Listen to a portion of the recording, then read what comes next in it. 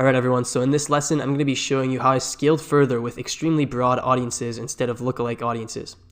So the requirement for this is that you test a lot of creatives. So at this point, I had already tested a lot of creatives, and I showed you in the last lesson how you can make winning creatives, and this is the best one that came out of that. So I was testing a bunch of different scroll stoppers, a bunch of creatives, and I found this one, which was extremely profitable. And so this is the one that I scaled the most to 10 million views.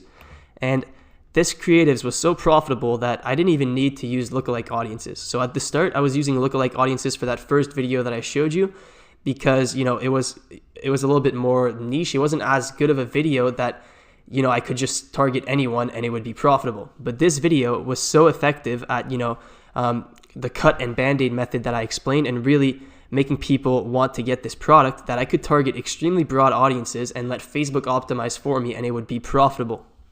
So let me show you what I mean.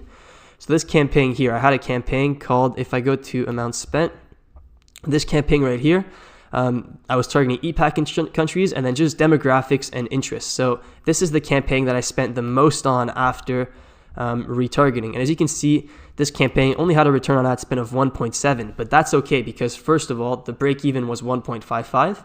And then second of all, look at all this traffic I was getting, 100,000 website visitors. These are all people that I can retarget, right? And so if I can retarget all those people, with the return on ad spend of 2.6, then the blended ROAS is going to be around 2.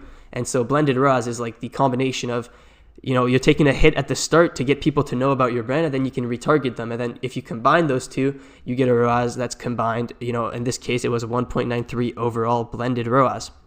And so let me show you what kind of ad sets I was targeting here. So if I go to amount spent, so this one wasn't doing very well, but as you can see, most of these ad sets that I spent a lot on, so like this one is literally ePacket targeting 18 to 55. So it's targeting everyone. This one is literally just 18 to 55 ePacket. So this is a saved audience that I have. This is all the ePacket countries, English languages, and then feeds only. And then that was it. And then a lowest cost with a bid cap of $50. And I had this running, and as you can see, it was profitable. This is about 20% profit margins, and I was able to spend 3.6K and get 7.2K back. And so I had a bunch of these. This one is the exact same thing except engaged shoppers. Once again, profitable. And then this one is just a duplication of it. And these audiences are so big, right? Like how big is one of these audiences? It's 120 million people, right? So you can duplicate all you want. You're not going to have audience overlap. And so, I was targeting broad interests as well. Like this one is just Netflix. And as you can see, 120 million potential reach. So it's doing great. Engaged shoppers, same thing. I had all these different audiences that are just extremely broad audiences that I was testing and I was spending a lot on. And then I was trying to narrow in a bit. So, I broke it down by age, and I saw that the 35 to 55 age range was profitable, and so I narrowed it down to that. And it didn't make that big of a difference, honestly, because this is such a general product. And so that's why most of these ad sets are just 18 to 55, because I didn't really have to narrow down. All I needed to do was just increase the budget, duplicate, and just keep increasing the budget as much as I could realistically, because pretty much everything I was throwing at it was profitable with this ad because this was such a good ad. So this is the important of finding a really good ad and testing relentlessly. And as you can see, these are all extremely broad audiences. Netflix. And this is another trick that I like to use as well.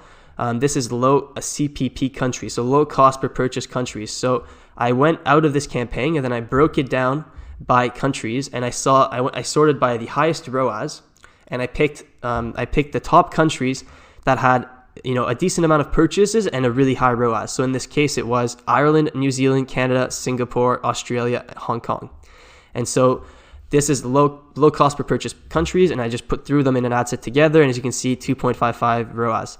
And these are all extremely broad audiences, right? And the fact that I had this really good ad is what allowed me to do this, and then I could retarget and make a killing and be extremely profitable with these audiences. So, a lot of people think that there's some kind of secret strategies to Facebook, and the truth is that if you have something good, pretty much everything you throw at it will work on Facebook. So the question is how do you get your funnel to the point where you have a great ad, a great product, and a great offer, and everything just works? And the way to do that is to relentlessly test different ads. And so I had to test a lot of ads to do this. And eventually I found this one, which was, the perfect ad that I could scale to, extremely broad audiences. So, this one is just Spotify. I would try to narrow it down a lot of times, and the results just wouldn't change that much. Like whatever I did, it would still be quite profitable.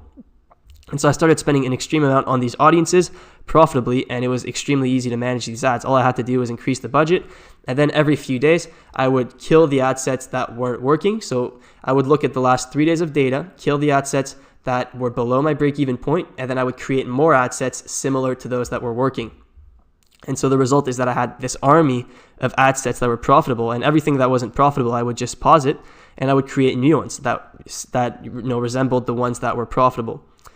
So that's how you really scale to broad audiences. You don't need you don't need to have extremely narrow audiences all the time. And a lot of people don't even think to test broad audiences like this, but they can work extremely well, especially for general products. So that's it for this quick lesson on scaling to broad audiences.